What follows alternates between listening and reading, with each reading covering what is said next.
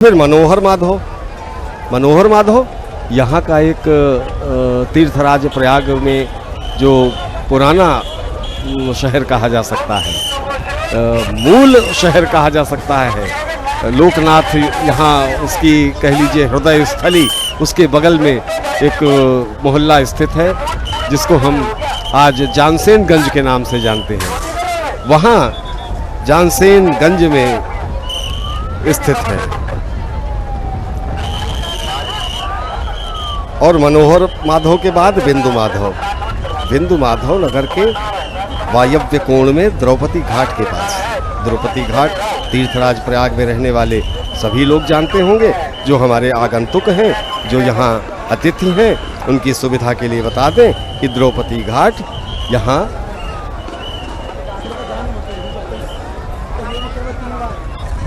किसी से भी आप पूछेंगे, आपको कोई भी सवारी ले जाने वाली वो द्रौपदी घाट पहुंचा देगी। और इनके साथ ही साथ श्री आदि माधव, ये संगम के मध्य जल रूप में आदि माधव के रूप में विराजमान है। चक्र माधव प्रयाग के अग्निकोण में अरैल में स्थित है। संगम के ठीक उस पार है चक्र माधव। भगवान सोमेश्वरनाथ का मंदिर है वहाँ, बस उसी से लगा हुआ इनका भी स्थान है। श्री गदा माधव हैं, वो भी यमुना पार के क्षेत्र में, वो अरैल से थोड़ा और आगे बढ़कर छिवकी रेलवे स्टेशन जहाँ पड़ता है, बस उसी के निकट गदा माधव, वहाँ उनका प्राचीन मंदिर विद्यमान है। पद्म माधव भी हैं, ये भी यमुना पार हैं। यहाँ से एक 20-25 किलोमीटर दूर घूरपुर स्थान है और उसके आगे भीटा। भीटा मार्ग पर एक ग्राम है वीकर देवरिया, वहाँ पर स्थित है पद्म माधव। इन्हीं के पास एक और यहाँ का बड़ा ही आकर्षक देव स्थान है, जहाँ यमद्वितीया इत्यादि का मेला लगता है, सुजावन महादेव के नाम से जानते हैं। तो सुजावन महादेव जो लोग जाते हैं वो अगर ध्यान देंगे तो जब वो पहुंचने को होते हैं सुजावन महादेव, उसके ठीक पहले उस मोड़ के दाहिने हाथ रास्ता सुजावन महादेव को जाता है। बाएं हाथ पर एक बोर्ड लगा है, वहाँ अंकित है पद्म माधव, वहीं आसपास उनका मंदिर है। 11वें स्थान पर है संकटहर माधव। ये कहाँ है? ये झूसी की तरफ है, जहाँ के दृश्य हम आपको बार बार दिखाते हैं, वहाँ स्थित है ये हमारे संकटहर माधव। और 12वें स्थान पर है शंख माधव। ये भी झूसी के पास ही छतनाग वहाँ का एक इलाका है, उसमें मुंशी के बागीचे में स्थित एक स्थान है, वहीं बस शंख माधव की स्थली स्थित है। ये मान लीजिए वहाँ शंख माधव साक्षात विराजमान है। और इन 12 माधवों की यहाँ परिक्रमा का भी विधान है। ये आप विहंगम दृश्य देख रहे हैं इस समय, और ये स्नानार्थियों को देख रहे हैं संगम में सुगमता पूर्वक, सरलता पूर्वक, आनंद पूर्वक स्नान करते हुए। और तैनात हैं उनके निकट ही सुरक्षा के सिपाही, वो अन्य सुरक्षा के कर्मी जो उनकी रक्षा में दिन रात जुटे हैं, डटे हैं। इधर ये धर्म ध्वजा के साथ आगे बढ़ते साधु संत और एक अखाड़ा। ये बड़ा उदासीन पंचायती, बड़ा उदासीन अब अमृत स्नान में डुबकी लगाने के करीब यह अखाड़ा अपना इष्ट देव श्री श्री 1008 चंद्रदेव जी भगवान और ब्रह्मा जी के 4 पुत्रों को मानता है। यह अखाड़ा सनातन धर्म और सिख पंथ दोनों की ही परंपराओं का पालन करता है। अखाड़े की देश भर में 1600 से ज्यादा शाखाएं हैं। इस अखाड़े में 4 पंगत होते हैं। इन 4 पंगतों के 4 महंत होते हैं, जिनमें से एक श्री महंत के पद पर होते हैं। श्री महंत ही सारे अखाड़े की संचालन व्यवस्था को देखते हैं। तो इस समय पंचायती अखाड़ा बड़ा उदासीन और इस अखाड़े की जो एक सबसे विशेष बात यह है कि इसमें नागा साधु नहीं होते हैं। और महाकुंभ के दौरान अखाड़े के साधु संत दिन में 3 बार गंगा में डुबकी लगाते हैं, घास फूस पर सोते हैं, 1 बार भोजन करते हैं और पूरा दिन प्रभु के ध्यान स्मरण करते हैं। तो इस समय पंचायती अखाड़ा बड़ा उदासीन लगातार संगम के पवित्र जल में डुबकी लगाने के लिए आगे बढ़ते हुए श्री पंचायती अखाड़ा बड़ा उदासीन निर्वाण की स्थापना भगवान श्री चंद्राचार्य से जुड़ी है। उनकी परंपरा को आगे बढ़ाते हुए लोक कल्याण के लिए संस्कृत पाठशाला, अस्पतालों, मंदिरों और धर्मशालाओं की स्थापना करने का संकल्प उदासीन संतों ने लिया और इसी परंपरा को आगे बढ़ाते हुए उदासीन सिद्ध संत निर्वाण प्रियतम दास महाराज ने दक्षिण भारत के हैदराबाद में तपस्थली निर्वाण थड़ा में श्री पंचायती अखाड़ा उदासीन की स्थापना की। और यहाँ बड़ा उदासीन, और जैसा कि हमने आपको बताया कि माघ शुक्ल पंचमी को 1825 में कनखल हरिद्वार में गंगा के तट पर राजघाट में श्री पंचायती उदासीन बड़ा अखाड़ा की स्थापना करके इस संकल्प को पूरा किया था। तो आज वसंत पंचमी का दिन, यानी इनकी स्थापना दिवस भी आप कह सकते हैं इस अखाड़े। आनंद जी, आज समस्त सनातनी समाज और हम सब दूरदर्शन के कर्मियों की तरफ से, हमारे दूरदर्शन की तरफ से, चूंकि इनका जयंती दिवस है आज, तो बड़ा उदासीन अखाड़े को हम सब कोटिशः बधाई भी देते हैं। जी बिल्कुल, आज बहुत विशेष दिन है और ये विशेष संयोग भी है कि वसंत पंचमी के दिन ही प्रयागराज में ये अमृत स्नान के लिए अपने अपने इष्ट, जैसा कि हमने बताया कि इनके जो इष्ट देव हैं श्री 1008 और साथ में ब्रह्मा जी के 4 पुत्र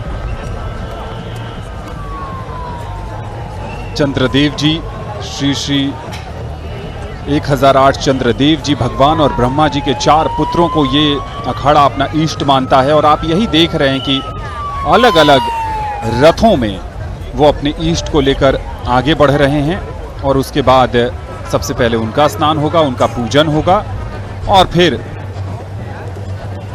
जो बड़ा उदासीन के संत हैं, महंत हैं, वो स्नान करेंगे। धार्मिक मान्यता यह भी है कि निर्वाण देव श्री प्रियतम दास महाराज को नेपाल की तराई के जंगलों में कठोर तपस्या करते समय सिद्ध साधक संत बाबा बनखंडी ने दर्शन दिए थे और उनकी कठोर परीक्षा ली थी। उन्हें अपनी पवित्र धुनी से विभूति का पवित्र गोला प्रदान किया था, जो आज भी उदासीन अखाड़े में विद्यमान है और जिसकी पूजा अखाड़े में बोला साहिब के रूप में की जाती है। और जैसा कि हमने आपको बताया कि इस अखाड़े में नागा सन्यासी नहीं होते।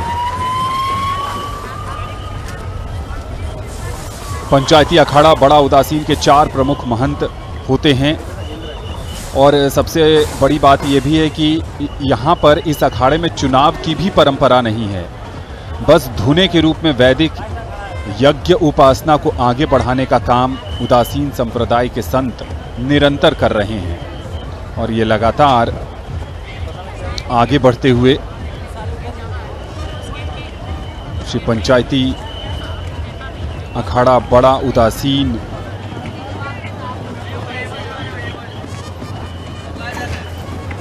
समाज सेवा के कार्यों में इनकी भूमिका काफी अहम रही है।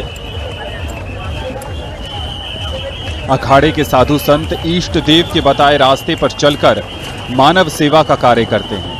इस अखाड़े में उच्च शिक्षा प्राप्त करने वाले कई संत महंत हैं, जिनमें डॉक्टर भरत दास महाराज हैं। वो अयोध्या के रानोपाली आश्रम में रहते हैं। उदासीन संप्रदाय के बारे में हम आपको लगातार जानकारी दे रहे हैं। पौराणिक विचारधारा और विश्वास के अनुसार जगत की रचना परमपिता परमेश्वर यानी ब्रह्म ने की है और प्रलय भी उन्हीं की इच्छा से होता है। उस परम ब्रह्म को मानने वाले, उसमें विश्वास और आस्था रखने वाले जो मन से परम ब्रह्म में लीन हो जाएं, उसे ही उदासीन कहा जाता है। जो व्यक्ति सांसारिक वासनाओं और मोह माया से दूर होकर ब्रह्म का चिंतन और ध्यान करता है, उसे उदासीन कहा जाता है। मध्यकाल में जब उदासीन परंपरा विलुप्त होने लगी तो अविनाशी मुनि ने इस परंपरा को फिर से जीवित किया और भगवान चंद्रदेव ने इस परंपरा को मजबूत किया। 1600 से ज्यादा शाखाएं हैं विभिन्न राज्यों में। उत्तर प्रदेश में रविंद्रपुरी, गोपीगंज, वाराणसी और वृंदावन, उत्तराखंड में हरिद्वार के कनखल, बिहार के गया, नालंदा, मुंगेर और भागलपुर, हरियाणा के कुरुक्षेत्र और फरीदाबाद में, पंजाब के पटियाला और होशियारपुर में, मध्य प्रदेश में नदी दरवाजा उज्जैन और बड़ा नगर उज्जैन में, महाराष्ट्र के त्रयंबकेश्वर, नासिक, आंध्र प्रदेश के अनंतपेट, गुंटूर में, गुजरात के भूतनाथ व समडियाला भावनगर में और हैदराबाद में अखाड़े की शाखा है।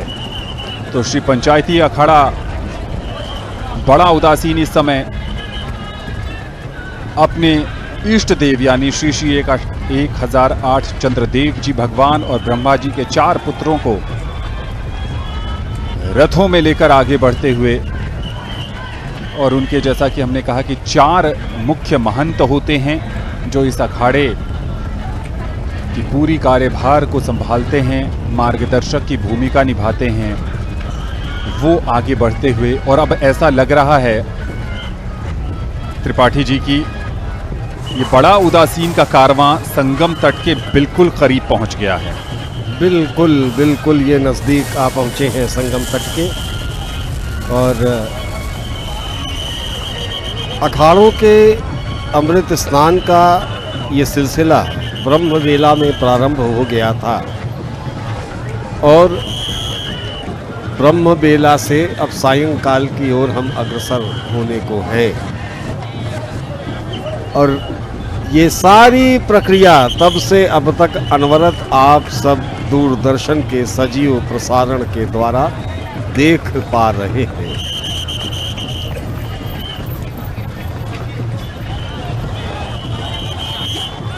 विभिन्न वाहनों पर रथों का निर्माण किया गया है और वो सभी चल रहे हैं गंगा तट की ओर अमृत स्नान की प्रक्रिया संपन्न करने के लिए।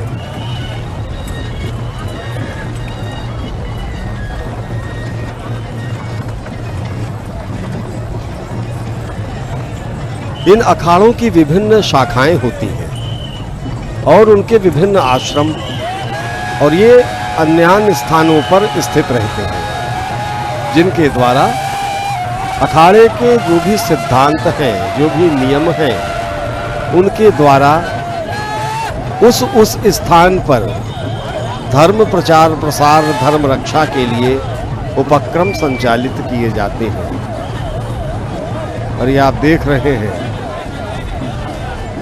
ये सभी महंतगण, आचार्यगण, संत प्रवर हमारे गंगा की ओर चले आ रहे हैं अमृत स्नान की एक डुबकी लगाने के लिए।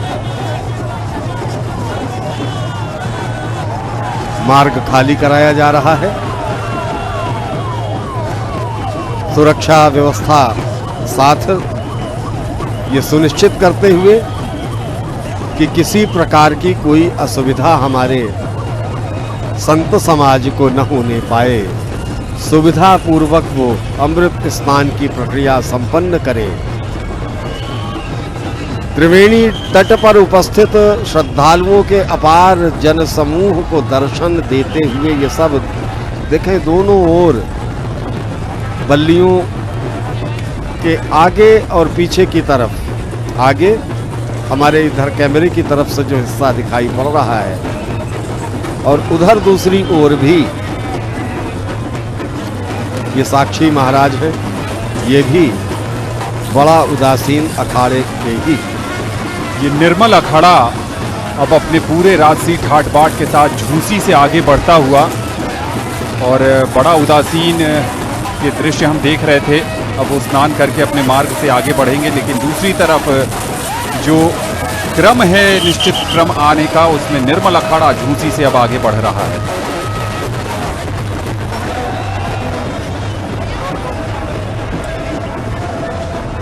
तीन उदासीन अखाड़ों में ये अंतिम अखाड़ा है।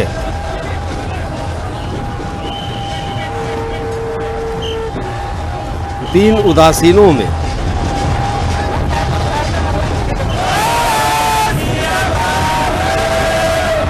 और निर्मल अखाड़ा अनेकानेक विशेषताएं रखता है। इनका मुख्यालय कनखल हरिद्वार में स्थित है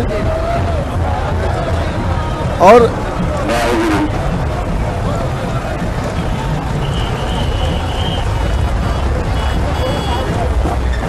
आप फिलहाल ये जो पहले से ही यात्रा जारी है बड़ा उदासीन की, उसके दृश्य भी आपको दिख रहे हैं और अभी दृश्य दिखाए गए थे बीच में कि इनके पीछे निर्मल अखाड़ा अमृत स्नान के लिए कतारबद्ध है, जिसमें साक्षी महाराज के दर्शन हुए थे। साक्षी महाराज भी निर्मल अखाड़े के द्वारा ही दीक्षित संत हैं। बड़ा उदासीन के विषय में काफी कुछ चर्चा हम लोगों ने की और इसके संदर्भ में आपको अन्य बातें बताई। हम चर्चा कर रहे थे तीर्थराज प्रयाग के विषय में। त्रिपाठी जी, प्रयागराज की चर्चा के साथ साथ एक और हम अपने दर्शकों को जानकारी दे दें कि जो निर्मल अखाड़ा है वो आज के वसंत पंचमी के अमृत स्नान का अंतिम अखाड़ा है। यानी जो 13 अखाड़ों का क्रम है उसमें सबसे अंत में निर्मल अखाड़ा जो झूसी से अभी आगे बढ़ रहा है। ये जो आप लाइव विजुअल्स देख रहे हैं ये पंचायती अखाड़ा बड़ा उदासीन का है, जो अब संगम में डुबकी लगाने के बेहद करीब है।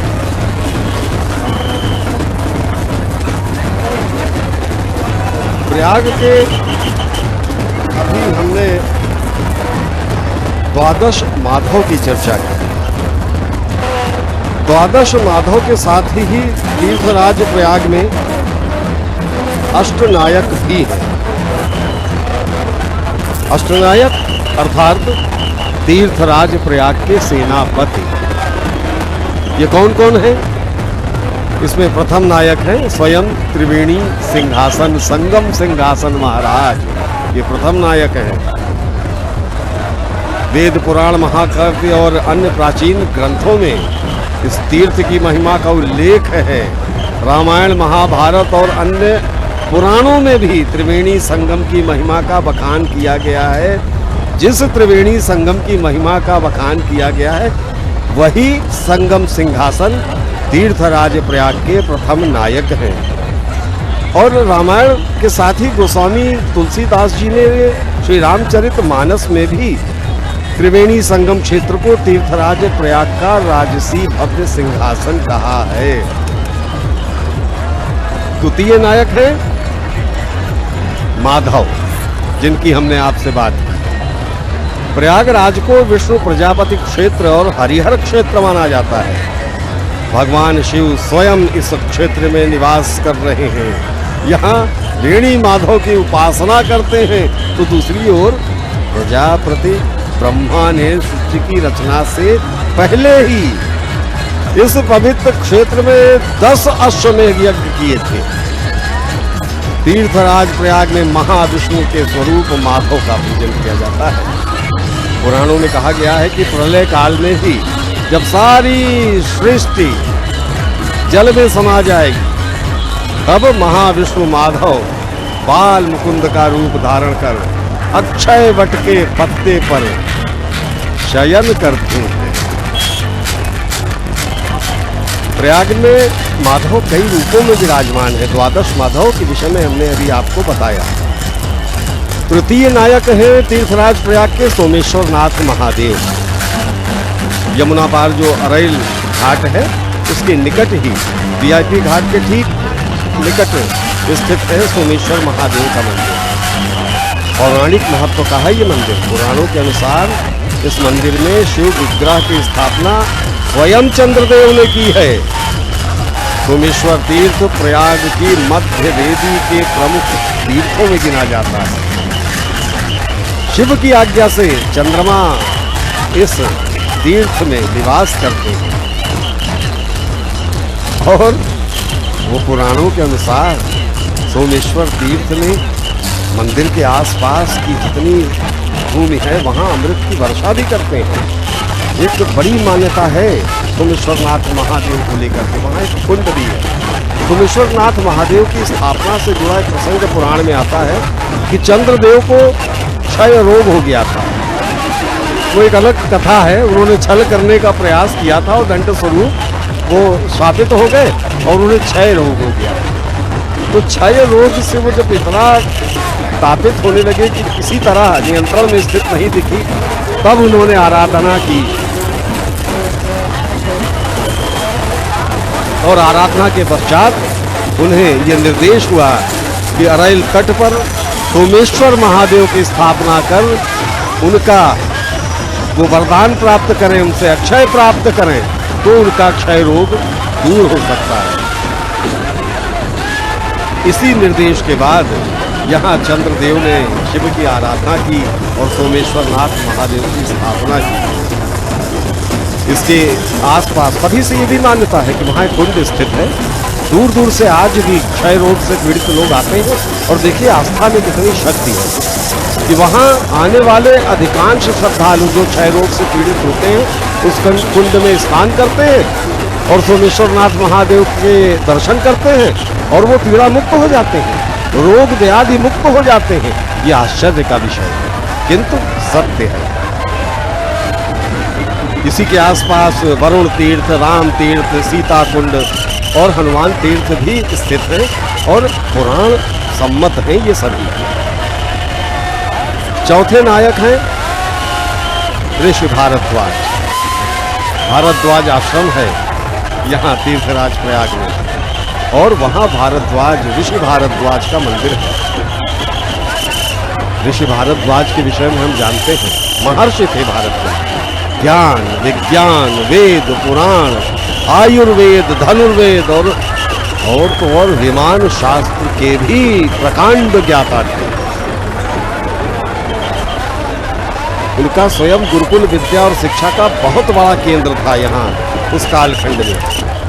वाल्मीकि रामायण में भारद्वाज को इस गुरुकुल का कुलपति कहा जाता है।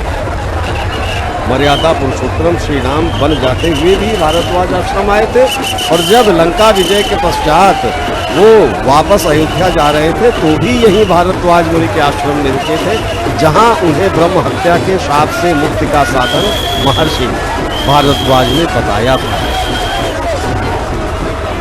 पंचम नायक है तीर्थराज प्रयाग के नागवासुकी। इधर हमारे सभी साधु संतों का स्नान का उपक्रम संगम पर संपादित हो रहा है। ये देखें, बस कुछ क्षणों की प्रतीक्षा के पश्चात ये सब संगम में तिलकोरियां करते दिखाई पड़ेंगे। अभी पूजा विधान इत्यादि का उपक्रम संपादित हो रहा है और इसके फौरन बाद ये सब स्नान के लिए गंगा में प्रवेश कर जाएंगे, संगम में प्रवेश कर जाएंगे। तीर्थराज प्रयाग के पंचम नायक नागवासुकी। नागवासुकी मंदिर तारागंज मोहल्ले में, यहाँ के उत्तरी छोर पर तारागंज गंगा के ही एकदम किनारे स्थित है। सौंदर्यीकरण इस मंदिर का किया गया है। यहाँ जितने भी तीर्थयात्री आ रहे हैं, समय विशेषतया कुंभ स्नान के लिए आ रहे हैं, वो सभी लालायित रहते हैं कि बड़े हनुमान जी के दर्शन हो जाएं और नाग वासुकी महाराज के दर्शन हो जाएं। ये नाग वासुकी भगवान शेष नाग के भाई हैं और भगवान शंकर और विघ्नहरण गणेश इन्हें अपने गले में माला की तरह धारण करते हैं। पुराणों में तो ये भी बताया गया है कि गंगा जब स्वर्ग से आई थी तो वो पृथ्वी लोक से पहले पाताल लोक में चली गई थी और पाताल लोक में उनकी धार नाग वासुकी महाराज के फन के ऊपर ही गिरी। उसी स्थान पर भोगवती तीर्थ की स्थापना हुई है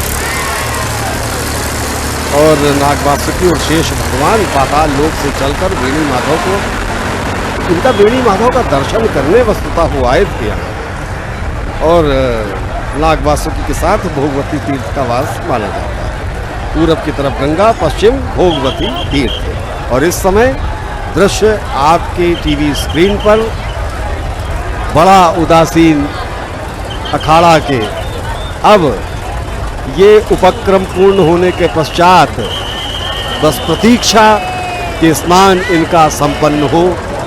गंगा तट के एकदम निकट ये सब उपस्थित हैं इस समय, और शंखनाद हो गया है। शंख ध्वनि के साथ इस बात की घोषणा, इस बात का आह्वान और इस बात की सूचना माँ गंगा को कि माँ हम आप पहुँचे आपके आंचल में, अपनी गोद में जगह दीजिए। जी हाँ, यहाँ पर पंचायती अखाड़ा बड़ा उदासीन के जो इष्ट देव हैं श्री श्री 1008 चंद्रदेव जी भगवान और ब्रह्मा जी के 4 पुत्र, हमने देखा कि किस तरह उनको सबसे पहले स्नान कराया गया। और ये विशेष तरह की ध्वनि जिसमें भगवान शंकर के नाग भी नजर आ रहे हैं, और ये बहुत अच्छा अवसर। और देखिए पूजा अर्चना का दौर चल रहा है। वहाँ उनका जो ध्वज है जिसमें बीच में हनुमान जी हैं, लाल रंग का ध्वज जिसे निशान भी कहते हैं अगर अखाड़ों की संस्कृति के नज़रिए से देखें तो। और अपने इष्ट को स्नान कराने के बाद पूजा अर्चना कराने की प्रक्रिया इस समय यहाँ पर ऐसा दृश्यों में आप देख सकते हैं कि चल रही है। और इसके बाद सिर्फ एक अखाड़ा बचा है, निर्मल अखाड़ा। हमने उसका भी आपको विजुअल्स दिखाया था कि झूसी से जो ये मार्ग है, झूसी से प्रयाग तक पहुंचने का, संगम तट तक पहुंचने का, वो मार्ग पर निर्मल अखाड़ा निकल चुका है। और इस बीच इन दृश्यों को एक बार दोबारा देखिए, जितना देखिए उतना मन रोमांचित होता है। ये नौकाएं हैं जो अलग अलग घाटों से संगम तक श्रद्धालुओं को लेकर आती हैं। और ये जो छोटे छोटे आप कैनोपीज टाइप के देख रहे हैं, जो छोटे कमरे देख रहे हैं, ये चेंजिंग रूम्स हैं जो फ्लोटिंग ब्रिज पर बनाए गए हैं। और स्नान करने के बाद किसी तरह की अव्यवस्था ना हो, किसी तरह की परेशानी ना हो, इसलिए चेंजिंग रूम का इस्तेमाल कर आप दोबारा वापस लौट जाते हैं। आप जिन घाटों से यहाँ तक आए हैं, चाहे वो बलुआ घाट हो, चाहे सरस्वती घाट हो, चाहे बोट क्लब से जुड़ा घाट हो, और वहाँ से एक आगे जाने की प्रक्रिया। और इस समय श्री पंचायती अखाड़ा बड़ा उदासीन अपने विराट वैभव के साथ अब संगम स्नान में जश्न का माहौल है। उनके नजरिए से ही कि आध्यात्मिक जगत का सबसे बड़ा उत्सव और समागम है। कितनी तल्लीनता है इन संत महाराज की इस फूंक में। ये देखिए एकदम तत्पर किनारे गोद में बैठे हैं गंगा के, कि कैसे आदेश प्राप्त हो, निर्देश प्राप्त हो और हम गंगा में कूद पड़े। सब प्रतीक्षारत भाव विभल से हो रहे हैं इस समय। कुछ ही क्षणों में ये सभी गंगा के भीतर दिखाई देंगे। हम अष्टनायकों की बात कर रहे थे। नाग वासुकी के बाद छठे नायक हैं अक्षयवट भगवान। अक्षयवट संगम के निकट ही एक किला है, उस किले में ये पेड़ स्थित है। ये वृक्ष है जो प्रलय काल में भी नष्ट नहीं होता। कहते हैं 3 और भी वृक्ष हैं ऐसे जो मथुरा, वृंदावन और वंशी वट में, गया वट में जिसे बौद्ध वट भी कहा जाता है, और उज्जैन में भी हैं पवित्र सिद्ध वट। भगवान ब्रह्मा ने यहाँ बहुत बड़ा यज्ञ किया था, पृथ्वी की रचना के लिए भी और उसके बाद पृथ्वी को बचाने के लिए भी। और इस यज्ञ में वो स्वयं पुरोहित थे। भगवान विष्णु उनके यजमान थे। और यज्ञ देवता कौन थे? देवाधिदेव महादेव इसके बाद 7वें नायक हैं तीर्थराज प्रयाग के शेष भगवान, और अंतिम नायक हैं स्वयं तीर्थराज प्रयाग।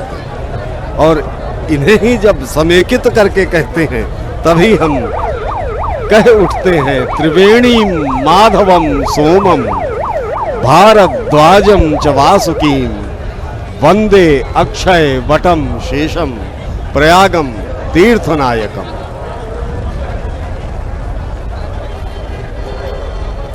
ये अब विधि विधान से बड़ा उदासीन अखाड़े के इष्ट देवों का, आराध्य देवों का पूजन अर्चन संपन्न हो रहा है।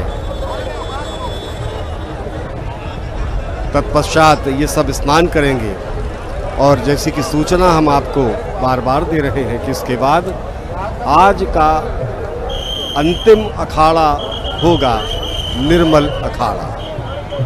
इसके बाद निर्मल अखाड़े का स्नान होगा। निर्मल अखाड़ा अपने शिविर से चल चुका है।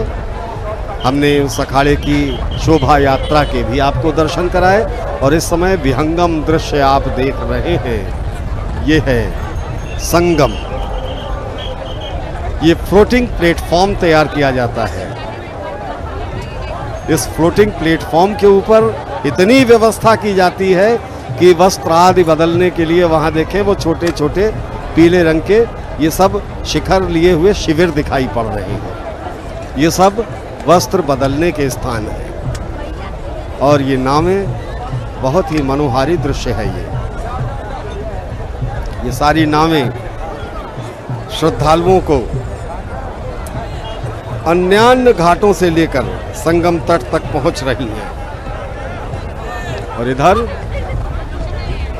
वहां उपस्थित जन समुदाय भी उत्सुक है बड़ा उदासीन अखाड़े के इन संत सन्यासियों, आचार्यों, महंतों का स्नान देखने के लिए। और इधर ये सब प्रतीक्षारत है कि ये प्रक्रिया संपन्न हो और हमारा गंगा स्नान प्रारंभ हो।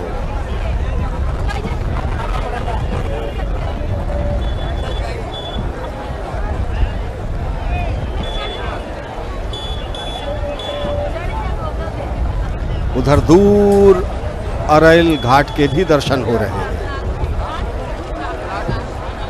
दूसरी तरफ उस पार जो हमें दृश्य थोड़े बहुत दिखाई पड़ रहे हैं वो अरैल घाट के हैं, और इधर ये है संगम का वो घाट जो गंगा और माँ यमुना के मिलन से यहाँ निर्मित होता है। उधर आपके स्क्रीन पर दिखाई पड़ रहा है बाईं तरफ से गंगा आ रही है, और इधर दाहिनी ओर से यमुना, सूर्यपुत्री यमुना यहाँ आती हैं अग्रजा गंगा के आंचल में स्वयं को समाहित कर देने के लिए। ये पूजा का उपक्रम अपने अंतिम चरण में है। इसके संपन्न होते ही बड़ा उदासीन अखाड़े के इन सभी प्रतिनिधि संतों का स्नान संपन्न होगा।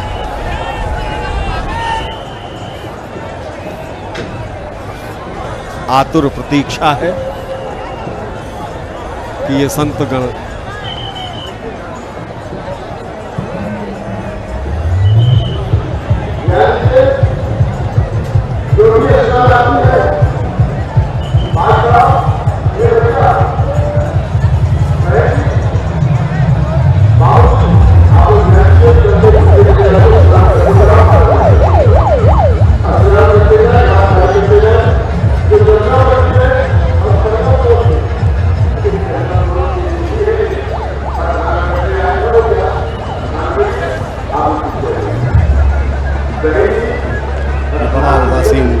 अखाड़े का उपक्रम स्नान का पूजन इत्यादि का चल रहा है।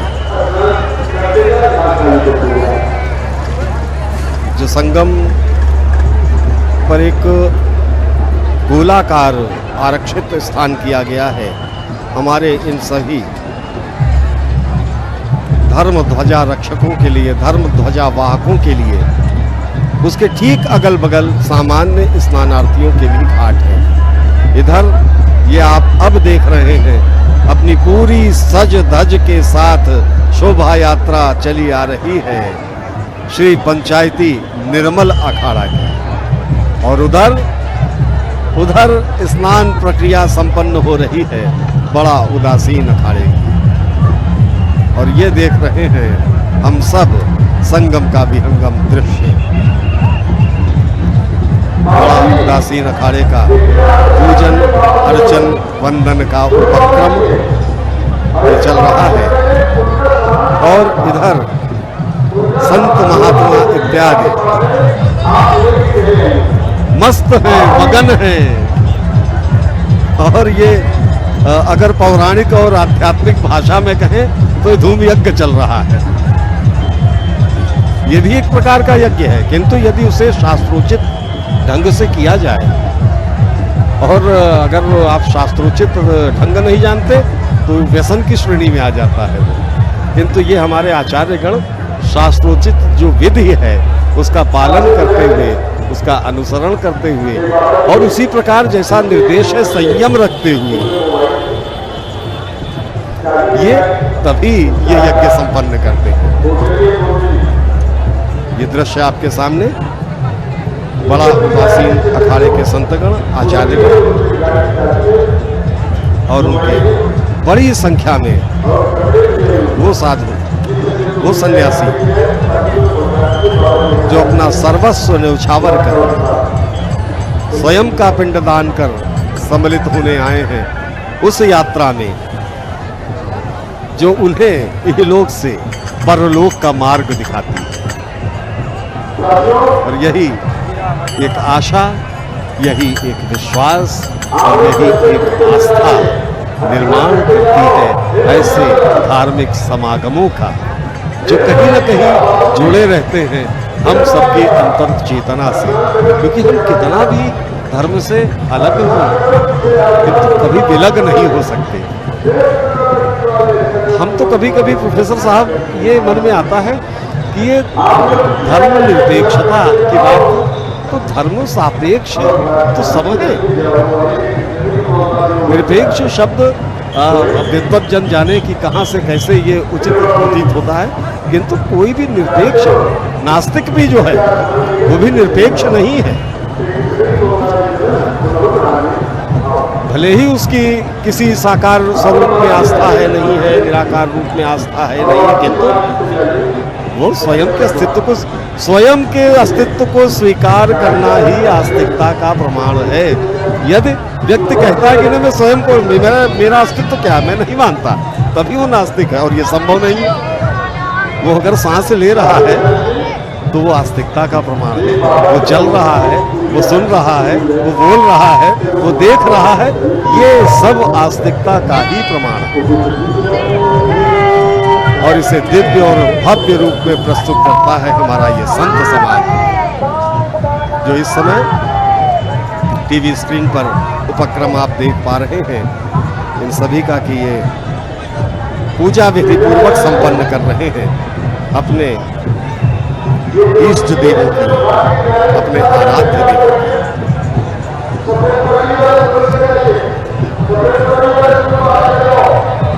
इस बीच पुनः हमारे साथ आ चुके हैं प्रोफेसर शुक्ल जी। और जब जब प्रोफेसर शुक्ल का सानिध्य मिलता है तब तब हमें कुछ न कुछ पुण्य प्रताप, कुछ न कुछ ऐसी जानकारी अवश्य प्राप्त होती है जो सदैव सर्वथा नवीन सी प्रतीत होती है। आदरणीय प्रोफेसर शुक्ल जी। धन्यवाद सामान्य त्रिपाठी जी। आपने विस्तार के साथ हमारे जो अखाड़े अमृत स्नान के लिए संगम की ओर आ रहे हैं और स्नान करने के बाद जा रहे हैं, उसके विषय में, उनके महत्व को लेकर, उनकी स्थापना को लेकर, स्वरूप को लेकर आपने विस्तार से दर्शकों को जानकारी दी। मुझे तो बड़ा गर्व होता है प्रयाग की धरती, क्योंकि जो सनातन धर्म की जो आधार भूमि है कहीं न कहीं वह हमारे अखाड़ों के माध्यम से निर्मित होती ही है, और उसमें से हमारे जो अधिकतर अखाड़े हैं उनका संबंध जो है वो प्रयाग की भूमि से। अभी श्री पंचायती अखाड़ा बड़ा उदासीन के सन्यासीगण संगम स्नान के लिए तैयार हैं, और इस अखाड़े की भी स्थापना इसी प्रयाग की भूमि पर, प्रयाग की धरती पर सन 1787 ईस्वी में हुई। इस अखाड़े का जो संबंध है, मूल संबंध अगर लें तो वो भगवान गुरु नानक देव जी महाराज की परंपरा से, क्योंकि उदासीन अखाड़ों की जो स्थापना है वो गुरुचंद्र श्री चंद्र जी के माध्यम से, उनकी प्रेरणा से, उनकी तपस्या के परिणाम स्वरूप हुई।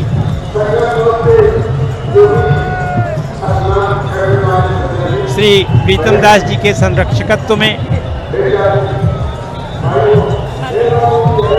हरिद्वार के कुंभ पर्व में वैशाख मास में इसकी आध्यात्मिक भूमि तैयार हुई, लेकिन विधिवत रूप से अगर माना जाए तो इसकी स्थापना प्रयाग की धरती पर हुई, क्योंकि प्रयाग की सी धरती पर इसका प्रामाणिक हस्तलेख तैयार हुआ।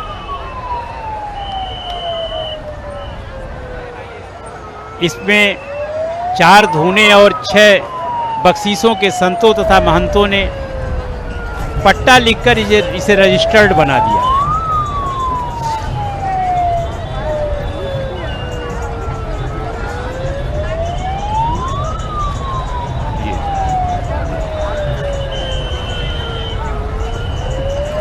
जैसे कि हमारे दशनामी संप्रदाय में हमारे नागा सन्यासी हैं, तो इस अखाड़े के जो संतों की परंपरा है उससे थोड़ा भिन्न है। इसमें कोई आचार्य नहीं होते, महामंडलेश्वर नहीं होते। इस अखाड़े की उपास्य देवी भगवती लक्ष्मी हैं, और इसमें पंचदेवों की आराधना की जाती है। गुरु श्री चंद्र प्रभुदेव जी महाराज ने पंचदेवों की उपासना का प्रारंभ किया। इस अखाड़े की व्यवस्था में एक महंत, 3 मुखिया महंत, एक प्रधान सचिव और एक सहायक सचिव, एक कोठारी अर्थात जो भंडार गृह का काम संभालते हैं, एक भंडारी, और जो व्यवस्थापक वर्ग है, और उसके साथ साथ कारोबारी और पुजारी इत्यादि मिल करके इस अखाड़े का जो है संचालन करते हैं। और इस अखाड़े में उपमहंत की भी परंपरा है। सब लोग इस समय श्री पंचायती अखाड़ा बड़ा उदासीन के सभी सन्यासी स्नान के लिए गंगा जी में परम आनंद ले रहे हैं। स्नान की विधि के विषय में अगर देखें तो हम ये देख रहे हैं प्रातः से कि प्रायः स्नान का जो स्वरूप है वो सभी नागा सन्यासियों में लगभग एक जैसा है। सब अपनी जटाओं से को विशेष रूप से स्नान करते हैं। पीछे हमने देखा कि अपने शस्त्र से भी शस्त्र स्नान भी करते हैं, शस्त्र का जल अपने ऊपर डालते हैं। सब लोग इष्ट देवता को परंपरा ये भी हम देख रहे हैं। इस समय जो स्नान का समय है यहाँ संगम तट पर, क्योंकि भगवान भुवन भास्कर का ये मध्याह्न काल हाँ, किसी को जो प्रवेश करता है उसको लगता है कि ये माँ गंगा की गोद में ही रहे, बाहर ना निकले, लेकिन सबके लिए स्थान देना है, सबको स्नान करना है, इसलिए कहीं न कहीं ये भाव अवश्य रहता है। नहीं तो इस समय तो कोई निकलना नहीं चाहता, जो प्रवेश कर गया लगता है कि यहीं माँ के सानिध्य का आनंद लेते रहें। लेकिन ये नागा सन्यासियों के स्नान का जो क्रम है उनका समय निश्चित है। उसी क्रम में हमारे ये श्री पंचायती अखाड़ा बड़ा उदासीन के सन्यासी स्नान कर रहे हैं। इस अखाड़े का भस्मी का गोला अर्थात जो शंभु है वह गोला तथा कुछ चपटे आकार का होता है। इस उदासीन बड़ा अखाड़ा का जो मुख्य कार्यालय या मुख्य केंद्र वह प्रयागराज में ही बनाया। जैसा कि मैंने कहा, इस अखाड़े की स्थापना यद्यपि हरिद्वार के कुंभ में हरिद्वार में हुई थी, लेकिन इसका मुख्य केंद्र प्रयागराज ही है। यद्यपि इसकी शाखाएं हरिद्वार में भी हैं, उज्जैन में भी हैं, इसके साथ साथ काशी, गया, कुरुक्षेत्र, हैदराबाद, गुंटूर, शिवकांची, त्र्यंबकेश्वर, हिलसा आदि स्थानों में भी है। यह पूरे देश में पंचायती अखाड़ा बड़ा उदासीन के नाम से ही प्रसिद्ध है। और भगवान चंद्राचार्य जी इसके आचार्य रहे। उन्होंने जो व्यवस्था बना दी वही व्यवस्था जो है स्वीकार कर ली गई। यह एक अद्भुत योग है। ये हमें जो है सिख धर्म की परंपरा में, जैसा कि हम जानते हैं कि हमारे दसम गुरु श्री गोविंद सिंह जी महाराज ने एक ऐसी परंपरा प्रतिष्ठा की जिससे हजारों वर्ष के लिए सिख धर्म अविचलित नहीं होगा, विचलित नहीं होगा। वह क्या कि उन्होंने जो मूल तत्व है, जो ज्ञान तत्व है, उन्होंने कहा कि नहीं, अब बस गुरु मानिए ग्रंथ को, गुरु ग्रंथ साहिब को ही गुरु के रूप में अब स्वीकार कीजिए। यही गुरु का साक्षात विग्रह है। इनमें जो वाणी है गुरुओं की, वही मार्ग देंगी, वही समाज को अनुशासित रखेंगी। और हम देख रहे हैं कि आज भी जो है अपने अनुशासन, धार्मिक क्रियाकलापों, सामाजिक कार्यों, शैक्षणिक गतिविधियों सब में हमारा जो सिख धर्म है वो अग्रगण्य है। भगवान श्री चंद्रप्रभ देव जी महाराज ऐसे ही पूज्य पिता की यशस्वी साधक संतान के रूप में उन्होंने भी वही पंथ को वही स्वरूप दिया और कहा कि जो परंपरा व्यवस्था जो है, पंचायतन व्यवस्था बना दी गई, वो व्यवस्था ही सार्वकालिक है, उसमें किसी प्रकार का कोई स्वरूप परिवर्तन नहीं होगा। इस दृष्टि से एक स्थायी व्यवस्था, स्थायी स्वरूप जब पंथ को मिल जाता है तो उसमें किसी प्रकार का परिवर्तन नहीं होता। ये हमारी भारतीय परंपरा। हमारे भारत में हमारे जितने भी प्रधान मंदिर हैं, सबकी व्यवस्था के लिए एक मैनुअल है। जहाँ मंदिर में प्रबंधन ग्रंथ नहीं है, वहाँ अनेक प्रकार की विकृतियाँ उपस्थित होती रहती हैं।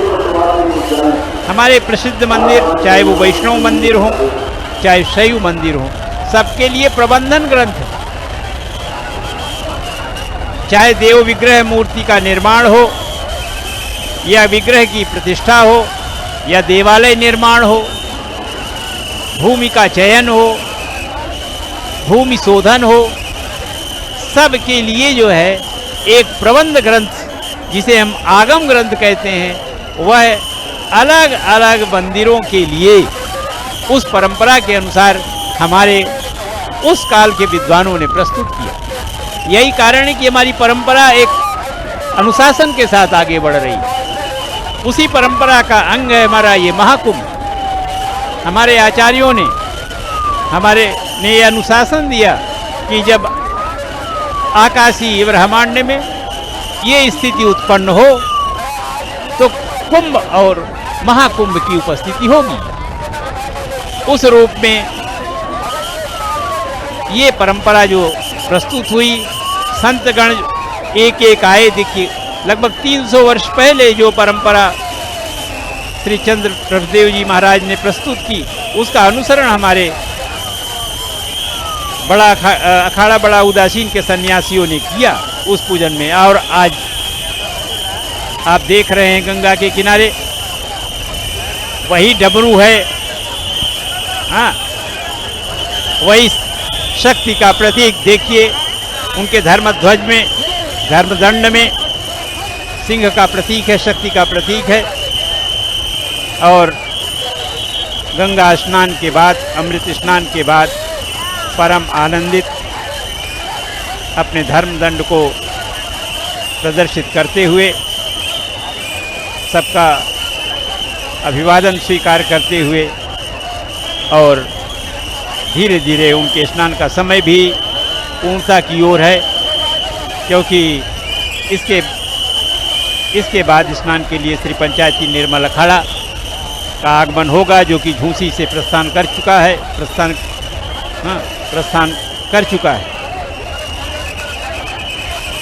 इस समय संगम तट पर अत्यंत उत्साह और लोगों का संगम स्नान के लिए आना प्रातःकाल 2 बजे से ही लगातार क्रम चल रहा है। यद्यपि अब जो है स्नान में सरलता है, किसी प्रकार की कोई बाधा नहीं है, सब लोग बड़े ही आनंद के साथ इस अमृत स्नान का आनंद ले सकते हैं। और सामाजिक जन में यह भी धारणा है कि भगवती गंगा संगम तट के रूप में संगम में है, लेकिन अन्य तटों पर भी वही स्वरूप है। कहीं भी स्नान करें, त्रिवेणी का ही जो है पुण्य प्राप्त होगा। इस रूप में हम लोग देख रहे हैं कि संभवतः स्क्रीन पर जो दृश्य दिखाई दे रहा है, उससे यह प्रतीति हो रही है कि श्री पंचायती निर्मल अखाड़ा स्नान के लिए उनकी पेशवाई, उनकी जो शोभा यात्रा है, एकदम तैयार है। और घोड़सवार जो वो अपने शोभा यात्रा में प्रदर्शन कर रहे हैं। एक लंबी परंपरा है श्री पंचायती निर्मल अखाड़ा के सन्यासियों की, क्योंकि संवत 1912 में भाद्रपद शुक्ल द्वादशी, तात्पर्य है कि सन 1855 में महाराज पटियाला, संगरूर, फरीदकोट, नाभा तथा कलासिया के नरेशों की आपसी चर्चा के बाद इस अखाड़े की स्थापना की गई। ये एक तरह से ये मैं देख रहा हूँ कि अखाड़ों की स्थापना में इस अखाड़े की स्थापना का अलग स्वरूप है। और जो भी अखाड़े आए, स्थापना हुई उनकी, वो सनातन धर्म की परंपरा के अनुसार हुई। उसमें राजतंत्र उस रूप में प्रत्यक्ष या अप्रत्यक्ष रूप में उसकी भूमिका ना के बराबर रही। लेकिन श्री पंचायती निर्मल अखाड़े की स्थापना में महाराज पटियाला का विशेष योगदान रहा। उन्होंने अन्य नरेशों के साथ, अन्य राजाओं के साथ मंत्रणा करके और आज से लगभग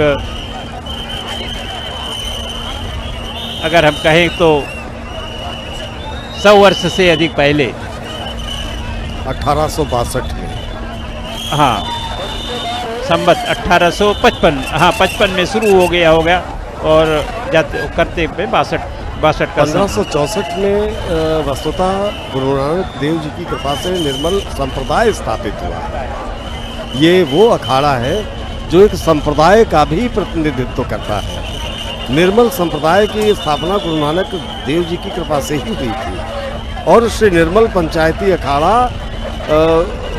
इसका संबंध भी गुरु नानक देव जी से ही माना जाता है। बिल्कुल ठीक कह रहे हैं। और कई वर्षों तक प्रोफेसर साहब ये उन्हीं की रीतियों का, नीतियों का, निर्देशों का पालन करते हुए एक संस्थागत रूप में ये आया है 1862 में। और जब संस्थागत रूप इस अखाड़े को मिला तभी से इस अखाड़े की स्थापना मानी जाएगी। क्योंकि इस अखाड़े का जो प्रारंभ हुआ था, हमारे पूज्य गुरु नानक देव जी तो जी,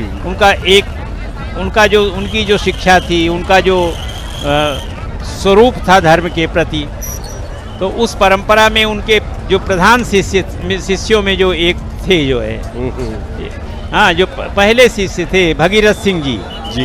तो भगीरथ सिंह जी ने जो है निर्मल संप्रदाय की स्थापना।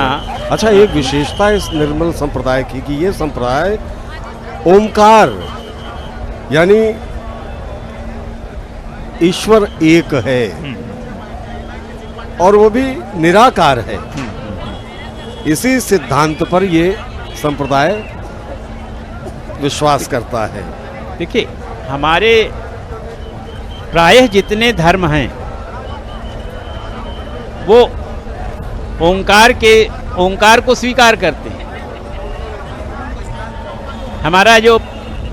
हमारी जो मुनि परंपरा है, श्रमण परंपरा में, जैसे हमारे जैन धर्म की परंपरा है, तो ओंकार से ही जो है उनका मूल मंत्र प्रारंभ होता है, ओम नमो अरिहंताणम। तो ओंकार का जो स्वरूप, ओंकार को प्रायः सभी लोग ग्रहण करते हैं और ओंकार निराकार है। अब अपना अलग अलग उसमें दर्शन है। तो हमारे सिख धर्म में भी ओंकार को जो है वो पूरी तरह से वही परंपरा, जो मूल परंपरा है, उसी का स्वरूप है। हाँ, उसको कैसे लोक में वो प्रतिष्ठा प्राप्त हो सकती है, उसका जो श्रेय है वो परम पूज्य गुरु नानक जी महाराज को है। बाबा मेहताब सिंह जी थे जिन्होंने इसका सूत्रपात किया था 1862